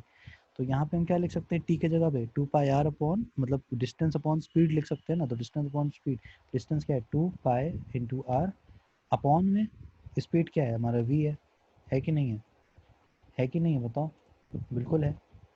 तो हम इसको इन टोटल क्या लिख सकते हैं, ये हमारा एक्सपेंशन जो रहेगा, वी ऊपर चला जाएगा ई के पास, तो ये हमारा हो जाएगा ई इंटू वी अपॉन में 2 पाई आर, होगा कि नहीं होगा, ठीक है। और अच्छा, अब जैसे कि आप लोग को पता है ना कि जो करंट लूप का एरिया है वो पाई आर स्क्वायर के बराबर है, पाई इंटू आर के स्क्वायर के बराबर है, या फिर हम कैपिटल ए लिख सकते हैं ना, उसको लिख सकते ही नहीं लिख सकते। तो हम मैग्नेटिक मोमेंट को किस तरीके से लिख सकते हैं, दो कहते हैं ना द ऑर्बिटल मैग्नेटिक मोमेंट, अगर हम ऑर्बिटल मैग्नेटिक मोमेंट की बात करें, तो ऑर्बिटल मैग्नेटिक मोमेंट होगा, या फिर magnetic moment due to the orbital motion, भाई मैग्नेटिक मोमेंट ड्यू टू किसकी वजह से आ रही है, ऑर्बिटल मोशन के बारे में आ रहा है, तो उसको हम नाम दे दिए ऑर्बिटल मैग्नेटिक मोमेंट, ठीक। तो ये ऑर्बिटल मैग्नेटिक मोमेंट इलेक्ट्रॉन का किसके बराबर हो सकता है, लिख देते हैं यहाँ पे। हमने इसको ऑर्बिटल मैग्नेटिक मोमेंट क्यों बोला, क्योंकि यहाँ पे मैग्नेटिक मोमेंट किसकी वजह से आ रहा है, मोशन ऑफ द इलेक्ट्रॉन की वजह से, ठीक है, ऑर्बिटल मोशन की वजह से, जो कि इलेक्ट्रॉन कर रहा है तो उसकी वजह से आ रहा है, तो हम इसको इस तरह से लिख सकते हैं ना, orbital magnetic moment equals to, किस तरीके से दिया, इसको हम डिनोट करते हैं म्यू इंटू स्मॉल एल से, किस तरह डिनोट करते हैं, mu into small L, into क्या मतलब सफिक्स होता है वो, लेकिन हम तो इंटू ही लिख पाएंगे, इसीलिए मैं बोल रहा था, तो mu suffix l, m l है बेसिकली ये, ठीक है। तो म्यू इंटू एल को छोटा लिखने का कोई ऐसा नहीं नज़र आ रहा मुझे, कोई ऐसा, कोई बात नहीं, खैर आप लोग समझ रहे हो ना, एम है फिर एल लिखा हुआ है ऐसा, अगर मैं इसको इस तरीके से लिखूँ, मैं एक एग्जांपल दे देता हूँ क्या करूँ, ये म्यू और एल, एल, ठीक है, इस तरीके से लिखोगे आप, ठीक, इस तरीके से आप लिखोगे, मैं इसको मिटा दे रहा हूँ, बट जब भी मैं इसको इस तरह से लिखूँ तो आप उसको समझना कि मैं वो लिखा हूँ, okay. So as I was saying that ये एम एल किसके बराबर हो जाता है भाई, करंट इनटू एरिया के, होता है ना। अच्छा, करंट अभी हमने निकाला ऊपर में, करंट, ये करंट ही तो निकाला हमने, क्या निकाला ये, इतना लंबा सा मेहनत क्यों किया हमने, करंट चाहिए था ना हमको, करंट निकाला। अच्छा, अपने को और क्या चाहिए, अपने को चाहिए ऑर्बिटल मैग्नेटिक मोमेंट, तो ऑर्बिटल मैग्नेटिक मोमेंट के लिए हमको चाहिए एरिया, तो एरिया तो पाई आर स्क्वायर होता है ना, ठीक है, एरिया पाई आर स्क्वायर होता है, उसको लिखने की जरूरत है नहीं, डायरेक्ट लिख देंगे एक्सप्रेशन में। तो ये हमारा किस में चेंज हो जाएगा, पहले तो हम ये लिख लेते हैं e v upon 2 pi × r multiply by whole का मल्टीप्लिकेशन है। तुम लोग ब्रैकेट ना लगाएं तो गलत मत लिख देना, लेकिन कुछ लोग हैं जो गलत लिखेंगे, भरोसा है मुझे। सो इसको लिखने के बाद into area pi r square pi r की पावर 2। क्या क्या कैंसिल आउट हो रहा है भाई? कुछ कैंसिल आउट हो रहा है क्या? हाँ हो रहा है ना। r से एक r जाएगा और पाई से पाई जाएगा, पाई से पाई जाएगा, तो हमारा एक्सप्रेशन क्या चेंज हो जाएगा? ये हमारा एक्सप्रेशन बन जाएगा mu into mu L, mu suffix L, हम एम एल ही लिख पाएंगे, इंटू नहीं है ये एल, म्यू से मल्टीप्लाई निकल रहा है क्योंकि हम लिख रहे हैं तो मल्टीप्लाई लग रहा है, इस वजह से mu L is equal to ये होगा e e into speed into radius upon 2, क्योंकि पाई से पाई कैंसिल हो जाएगा और एक आर से एक आर कैंसिल हो जाएगा, तो हमारे पास जो एक्सप्रेशन बचेगा वो ये बचेगा। इसको मान लो इक्वेशन नंबर 1। क्या मान लेंगे? Equation number 1। उसके बाद जैसे आपका नेगेटिवली चार्ज इलेक्ट्रॉन रिवॉल्व करेगा एंटी क्लॉकवाइज, तो उसका जो करंट होगा वो क्लॉकवाइज चलेगा। ये चीज़ तो मैंने ऑलरेडी यहाँ डायरेक्शन दिखा दी, ब्लू कलर से दिख रहा होगा तुमको। तो अगर हम राइट हैंड थंब रूल की बात करें तो हम डायरेक्शन ऑफ मैग्नेटिक मोमेंट नहीं निकाल सकते? बिल्कुल निकाल सकते, वो मैंने ऑलरेडी निकाल रखी है, देखो पहले ही। ठीक है, इसलिए सारी चीज़ें मैंने ऑलरेडी लिख दी है ताकि तुम लोग को देखते रहो, वो चीज़ क्लियर होती है। तो हमारा मैग्नेटिक मोमेंट डाउनवर्ड डायरेक्शन में आ रहा है, ठीक, आ रहा है कि नहीं आ रहा है? अब वहाँ आप सोच रहे हो कि सर वो एल क्या लिखा हुआ है? बेटा वो एंगुलर मोमेंटम है, जो एल है आपका वो एंगुलर मोमेंटम। देखो वो किस तरीके से गिवन है। जो एंगुलर मोमेंटम होता है ना, वो क्या होता है? M v into r. यही पढ़ते आ रहे थे आप क्लास 11th में, केमिस्ट्री वाले चैप्टर में, सेकंड चैप्टर में आपने एंगुलर मोमेंटम को पढ़ा था। Mass into speed into radius, m v in r, इस तरीके से होता है। तो हमारा यहाँ पे एंगुलर मोमेंटम जो है एल किसके बराबर हो जाएगा? एल हो जाएगा मास किसका? इलेक्ट्रॉन का मास, तो m e into v speed है इंटू आर। ठीक है, ये आई क्या है यहाँ पे मैं लिख दे रहा हूँ, एंगुलर मोमेंटम। एंगुलर, अब बोहर के रेडियस की बात हो रही है तो एंगुलर मोमेंटम नहीं आएगा? बिल्कुल आएगा। ठीक है, क्या बात हो रही थी भाई? बोहर के अकॉर्डिंग मॉडल जो भी बनाया था उसने, उसके अकॉर्डिंग हम कर रहे हैं ना इस चीज़ को इंटरप्रेट, सारी चीज़ें, है कि नहीं है? तो अब क्योंकि ये सारी चीज़ें आप लोग सोच रहे हो कि सर बोहर का तो फेलियर मॉडल था, हाँ था, वो चीज़ें हम क्यों पढ़ रहे हैं, अभी भी क्यों अप्लाई कर रहे हैं? बेटा उस टाइम पे जब हम ये सारी चीज़ें पढ़ते हैं ना, तो जो केमिस्ट्री में आपने पढ़ी थी वो चीज़ फिजिक्स में भी हम लोग थोड़ा बहुत अप्लाई करते हैं ना उस चीज़ को। तो क्योंकि हम मैग्नेटिज्म पढ़ रहे हैं तो इस चीज़ को पढ़ना ज़रूरी है, ये वाले कॉन्सेप्ट, इसी वजह से हम उसको पढ़ते हैं। ठीक है, समझने के लिए मोशन को। ओके, सो इसको आप मान लो इक्वेशन नंबर, इसको मान लो भाई इक्वेशन नंबर, इसको हम मानते कितना माने? 2 मान लें। हाँ अभी तक इक्वेशन 1 चली है तो ये 2 हो जाएगा, तो इक्वेशन नंबर 2 हो गई है। ठीक, अब डायरेक्शन ऑफ जो एंगुलर मोमेंटम होगा, जो डायरेक्शन ऑफ एंगुलर मोमेंटम होगा वो कैसा होगा? उसका डायरेक्शन होता है v क्रॉस r। डायरेक्शन कैसा होता है उसका? v cross r। ठीक है, तो खैर v क्रॉस r पे बाद में आते हैं। तो डायरेक्शन ऑफ l बेसिकली क्या होता है? Is normal to the plane of the electron orbit. Electron orbit का क्या है? प्लेन आप देख रहे हो, इलेक्ट्रॉन ऑर्बिट का प्लेन कैसा है? उसके नॉर्मल होता है वो, तो नॉर्मल आपको दिख रहा है किधर की तरफ, मैंने ऑलरेडी एल का डायरेक्शन दिखाया हुआ है, यानी कि डायरेक्शन क्या हो जाएगा एंगुलर मोमेंटम का? अपवर्ड हो जाएगा। ठीक है, इसका डायरेक्शन क्या होगा? ये अपवर्ड हो गई। मैंने कैपिटल एल से दिखाया, आप स्मॉल एल से दिखा दो, डजेंट मैटर। ठीक है, मैंने स्मॉल एल से क्यों नहीं किया? क्योंकि ये आई जैसा लगता है, इसलिए मैं कैपिटल एल। ठीक है, और ओके, तो यहाँ से ये चीज़ें क्लियर है ना? डायरेक्शन एंगुलर मोमेंटम की होगी, और हमारा ये हो गया इक्वेशन, 2 इक्वेशन हमारी बन गई। अब जब 2 इक्वेशन बन जाते हैं तो कुछ ना कुछ तो हम करते हैं, डिवाइड मल्टीप्लाई, कुछ ना कुछ ऐसा खुराफात तो करते हैं। तो आओ खुराफात करते हैं, क्या करेंगे? डिवीज इक्वेशन 1 को 2 से डिवाइड कर देते हैं। सो लिखो dividing equation, dividing equation 1 by 2। Equation 1 को हमने 2 से डिवाइड कर दिया तो हमें क्या मिलेगा? पहली चीज़ तो 1 को हम 2 से डिवाइड कर रहे हैं, तो इक्वेशन नंबर 1 जो है आपकी वो ये है, और 2 से हम जब इसको डिवाइड करेंगे तो हमारा कुछ इस तरीके से जाएगा कि mu L mu L upon equation number 2 यानी कि L, mu L upon L. अब ये मत सोचना कि एल एल कट जाएगा, नहीं, वो म्यू एल हम इस तरीके से लिख पा रहे हैं, बट एक्चुअली में कैसे लिखना है उसको मैंने ऑलरेडी दिखा दिया था तुम लोगों को, ठीक है। तो वीडियो को फॉरवर्ड कर करके मत देखना, कुछ चीज़ें अगर बोलते हैं ना बीच में तो उसको भी सुन लेना।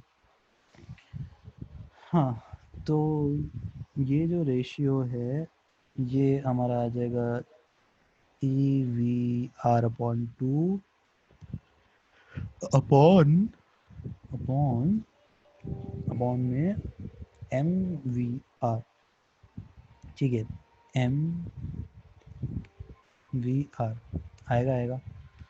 अब इसको जब सॉल्व करेंगे हम तो हमारा आ जाएगा ये ई अपॉन, बहुत सारी चीज़ें कैंसिल हो जाएंगी, अब बचेगा क्या, ई अपॉन 2 अब देखो क्या क्या कैंसिल हुआ, ये जो है ऊपर चले जाएगा, ठीक है। तो आपका जो है क्या क्या बचेगा, सिर्फ और सिर्फ यही बचेगा, 2 नीचे आ जाएगा इसके m के पास, और आपका v से v कैंसिल हो रहा है, r से r कैंसिल हो रहा है, बचा क्या, 2e अपॉन 2me, ठीक, ये बचा। अच्छा, अब ये रेशियो हमने क्यों निकाला, क्योंकि इस रेशियो का कोई फिजिकल सिग्निफिकेंस है, ठीक है। तो ये जो रेशियो है ये होता है कांस्टेंट, ठीक है, ये रेशियो क्या होता है, कांस्टेंट। अच्छा, कुछ लोग ये भी होंगे ना कि जो ई से ई को काट देंगे, 1/2m बचेगा, अरे गधों, ये जो एम ई मैंने लिखा हुआ है ये इलेक्ट्रॉन का मास है, इस वजह से लिखा हुआ है, तो इसको एम ही कर लो केवल, ऐसा कुछ नहीं होगा, ठीक है, इसको एम ही कर लो केवल। एम क्या है, मास ऑफ इलेक्ट्रॉन, इलेक्ट्रॉन घूम रिवॉल्व कर रहा है ना, तो उसी का मास लेंगे, उसको आप एम ले लो। मुझे पता था कि कुछ ना कुछ कन्फ्यूजन तुम लोग दिमाग में आएगा। तो ई अपॉन 2m बचा, बचा कि नहीं बचा। तो ये जो रेशियो है ई अपॉन 2m, इसको हम बोलते हैं, इस रेशियो को, ratio is called, above ratio लिख देते हैं ताकि तुम लोग को पता चले कौन सा ratio, above ratio is called, इसको हम बोलते हैं जायरोमैग्नेटिक रेशियो। जायरोमेट्रिक मुझसे निकलता है, गायरोमैग्नेटिक या जायरोमैग्नेटिक जो भी आपको बोलना हो, हम तो गायरोमैग्नेटिक बोलते हैं, गायरोमैग्नेटिक रेशियो, ठीक है, ये रेशियो। और इसकी जो वैल्यू होती है वो होती है 8.8 इंटू 10⁻10, इसकी जो वैल्यू होती है वो होती है 8.8 इंटू 10⁻10। और यूनिट क्या होती है, कूलम पर केजी, साफ साफ दिख रहा है ना यूनिट, तो कूलम पर केजी है ना भाई, कूलम पर केजी, मास केजी में रखते हैं, 9.1 इंटू 10⁻31 केजी, और मैग्नीट्यूड तो आपको पता ही है 1.6 इंटू 10⁻19, तो निकाल सकते हो ना आप लोग बिल्कुल उसका। तो ये वो सब करने के बाद हमारा ये आ जाए कांस्टेंट की वैल्यू। तो यहाँ से हम क्या कह सकते हैं कि हमारा जो, अगर हम सिर्फ म्यूएल की बात करें तो जो हमारा म्यूएल है, म्यूएल किसके बराबर हो जाएगा, अगर रेशियो को हम उधर ले जाएं तो ये हो जाएगा ई इंटू म्यूएल अपॉन एल, से एल राइट साइड ले जाओ, तो एल एल अपॉन 2m, हुआ कि नहीं हुआ, हुआ ना, वेरी गुड।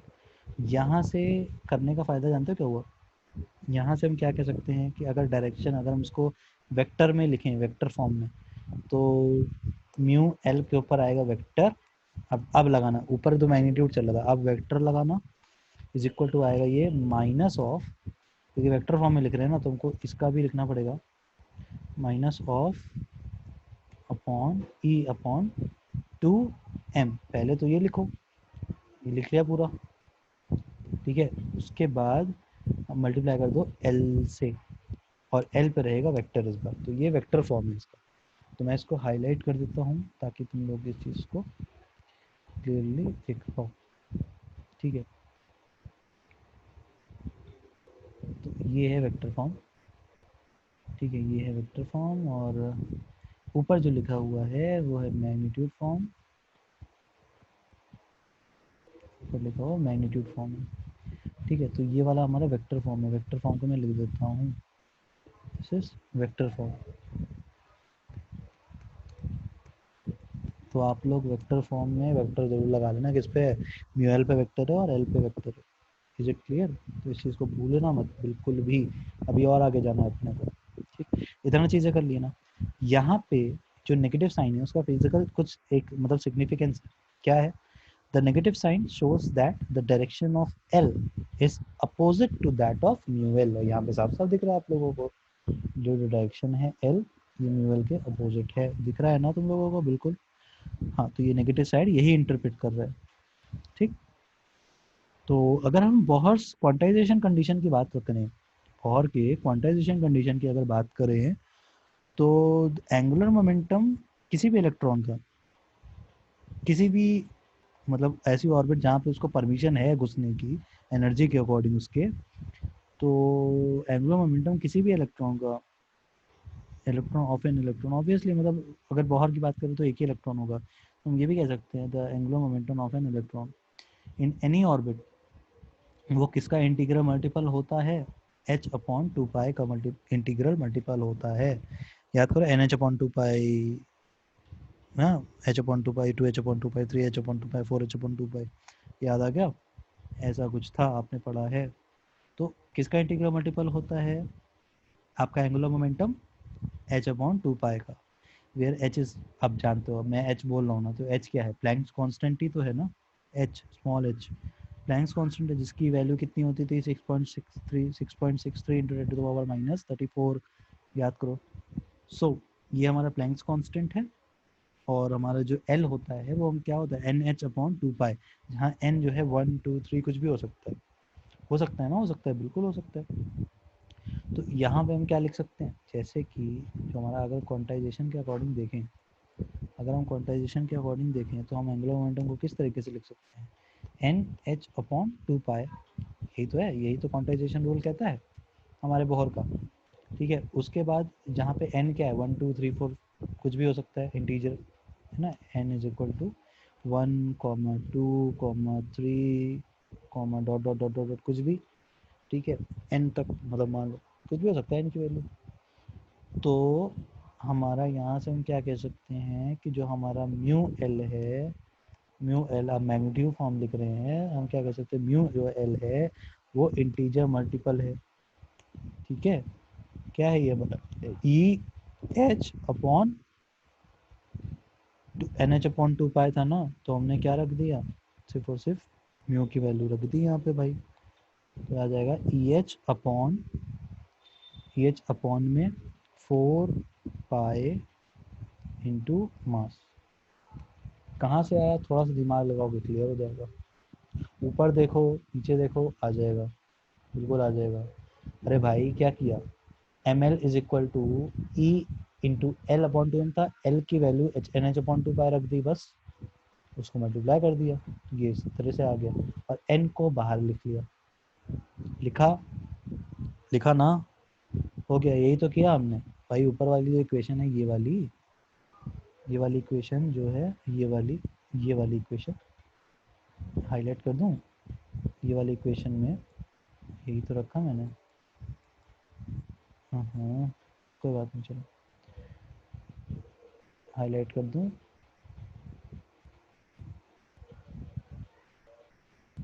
एक सेकंड को, ये अब होगा हाईलाइट। जो ये वाली इक्वेशन है इसी में रख दिया मैंने, ठीक। तो खैर ये आ गया, खैर इतना बड़ी बात नहीं थी, मैंने फिर भी बता रहा मैंने। ओके, सो ये जो ऊपर की आप इक्वेशन देख रहे हो, ये इक्वेशन क्या दे देती है आपको? Orbital magnetic moment of an electron revolving in nth orbit. कोई भी nth ऑर्बिट में रिवॉल्व कर रही होगी, आपको ये वाली जो इक्वेशन है उसका ऑर्बिटल मैग्नेटिक मोमेंट दे देगी, ठीक। अब क्योंकि रोटेट कर रहा था ना, ये रिवॉल्व कर रहा था, तो उसका सिंपल मैग्नेटिक मोमेंट तो नहीं हो सकता था, तो इसीलिए इसको ऑर्बिटल मैग्नेटिक मोमेंट बोला गया, ठीक है बेटा। तो इसके अंदर से आपके इसी तरीके से क्वेश्चन, या तो डेरिवेशन पूछ सकता है, या तो कोई एक कॉन्सेप्चुअल क्वेश्चन पूछ लेगा, तो जो भी चीज़ें पूछ सकता है। अब आप क्लियर हो, अब आप मतलब बिल्कुल तैयार हो, रेडी हो बताने के लिए सारी चीज़ें, है कि नहीं है?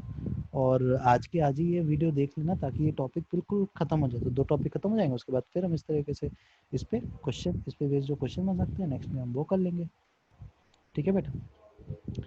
ठीक है, अब बात करते हैं हम बोहर मैग्नेटॉन क्या होता है, ठीक है। बोहर मैग्नेटॉन, तो बोहर जो मैग्नेटॉन होता है, it is defined as the magnetic moment associated with an electron due to its orbital moment, ठीक है, in the first orbit of hydrogen. ठीक, क्या डिफाइन है, देखो अभी जो पढ़े वही चीज़ है, कुछ अलग नहीं है। बोहर मैग्नेटॉन क्या होता है, definition, it is defined as the magnetic moment associated with an electron due to its orbital motion, आपने यही तो अभी निकाला है ना, in the first orbit of hydrogen atom, hydrogen atom के फर्स्ट ऑर्बिट में, क्योंकि हम बोहर के लिए पढ़ लेते, तो बोहर मैग्नेटॉन का ये आपका डेफिनेशन है। ठीक, ओके, सो ये क्या होता है बेसिकली, म्यूएल की मिनिमम वैल्यू होती है, यानी कि जब n इज इक्वल टू 1 होता है, अभी जो एक्सप्रेशन आपके सामने लिखा हुआ है ना n के टर्म्स में, n इज इक्वल टू जब 1 होगा तो it is the minimum value. Bohr magnitude, अगर बोहर मैग्नीट्यूड मैग्नेटॉन की बात करें तो बोहर मैग्नेटॉन जो होता है वो एम बी से डिनोट करते हैं, म्यू बी से, म्यू सफिक्स बी से डिनोट होता है। ठीक है, mu suffix B equal to क्या हो गया, ये mu suffix B is equal to ये हो गया म्यू एल, जब n आपका 1 हो, n इज इक्वल टू 1। ठीक, रख दो n इज इक्वल टू 1, क्या हो जाएगा, e h, n is equal to 1 हो गया, उसको लिखेंगे नहीं हम, ई एच अपॉन 4 पाए कैपिटल M। ठीक है बेटा, this is known as Bohr का मैग्नेटॉन। ठीक है, बोहर का क्या, मैग्नेटॉन।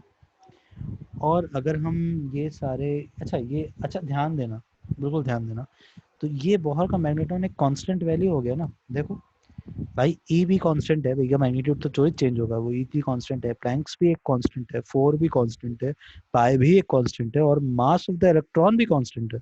अरे वाह, ये तो कांस्टेंट क्वांटिटी हो गई।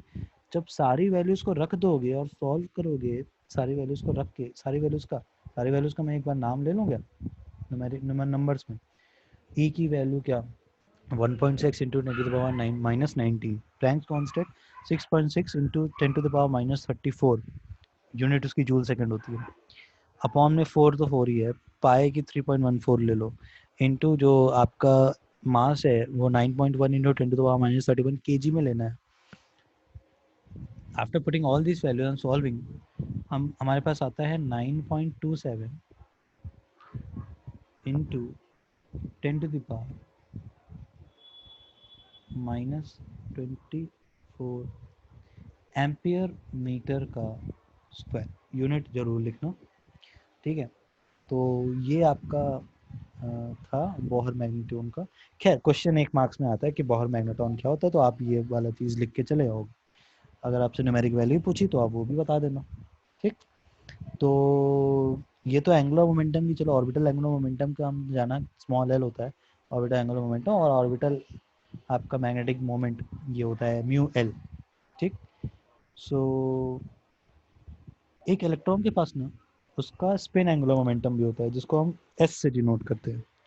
ठीक है, और ये किस वजह से आता है, उसके स्पिनिंग मोशन की, अभी हमने देखा कि इलेक्ट्रॉन रिवॉल्व की वजह से, ठीक है, रिवॉल्व वजह से, अगर यहाँ पे कहते हैं ना स्पिन, स्पिन की वजह से आता है मैग्नेटिक मोमेंट, एक इलेक्ट्रॉन के स्पिन की वजह से, तो the magnetic moment possessed by an electron due to its spinning motion, उसको हम बोलते हैं इंट्रिंसिक, उसको हम कहते हैं इंट्रिंसिक मैग्नेटिक मोमेंट, या फिर स्पिन मैग्नेटिक मोमेंट।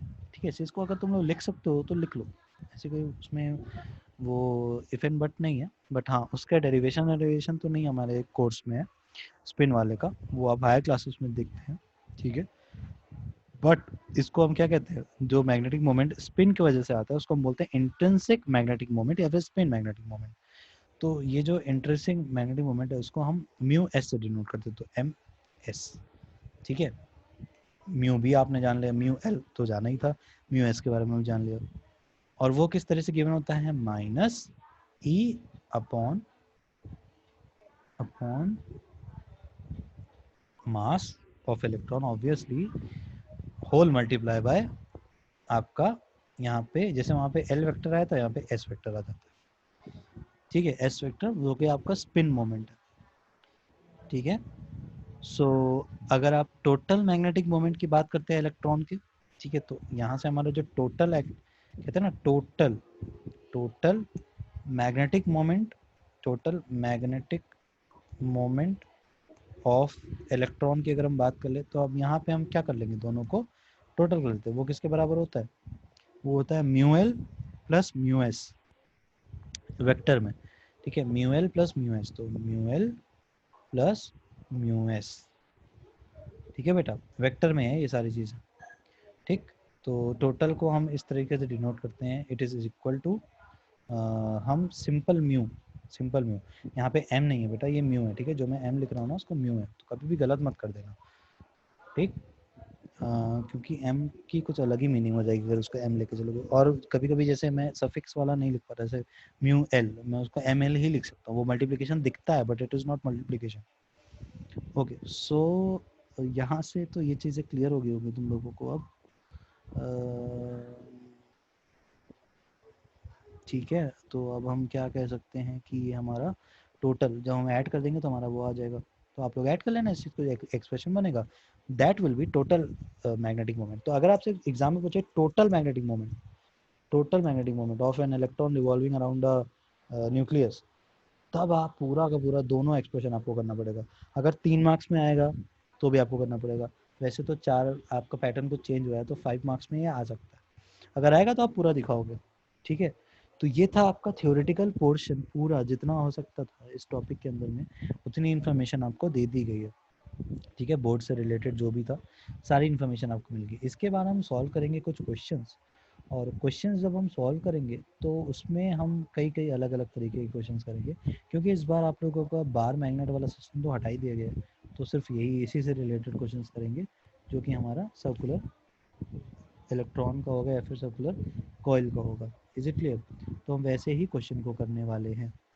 ओके, तो क्वेश्चंस हम करते हैं नेक्स्ट क्लास में, और नेक्स्ट क्लास में क्वेश्चन के बाद हम एक नया ही टॉपिक पढ़ेंगे, ठीक है, जो कि होगा bar magnet as an equivalent solenoid. तो तब तक के लिए इस चीज़ को बिल्कुल अच्छे से ग्रास्प कर लीजिएगा, पढ़ लीजिएगा, and let's meet in another class with another topic. And I hope मुझे हर वीडियो में अपना नाम या फिर अपना क्या सब्जेक्ट मैं पढ़ाता हूँ इसको क्लियर करने की ज़रूरत नहीं है, आई होप तुम लोग जानते हो, ठीक है, मेरे वीडियो बनाने के पहले से ऑब्वियसली तुम लोग जानते हो ये चीज़, तो हर वीडियो में मुझे ऐसा करने की ज़रूरत नहीं हो पड़े, होप सो नहीं पढ़नी चाहिए, खैर। तो I don't like much publicity, so now that we are ending this video, तो एंड में मैं यही कहना चाहूँगा कि जितना भी चीज़ें हैं अभी तक बेटा देख लो, तुम्हारा ही फ़ायदा है, तुम ही लोग के लिए इतनी मेहनत कर रहा हूँ, अदरवाइज़ तो मेरा क्या ही मिलना है मुझे। Okay, so thank you class for joining, और नेक्स्ट क्लास में मिलते हैं with another topic another day. Thank you, और मेक श्योर टू मतलब इसको क्या, तो लाइक कर देना तो मुझे पता चल जाएगा तुम लोगों ने देख लिया है, ऐसे पता नहीं लग पाता, और बस सब्सक्राइब तो आप लोग ने शायद किया ही होगा, तभी आप लोगों को नोटिफिकेशन आती होगी, कुछ नई वीडियो जुड़ जाती है कभी तो।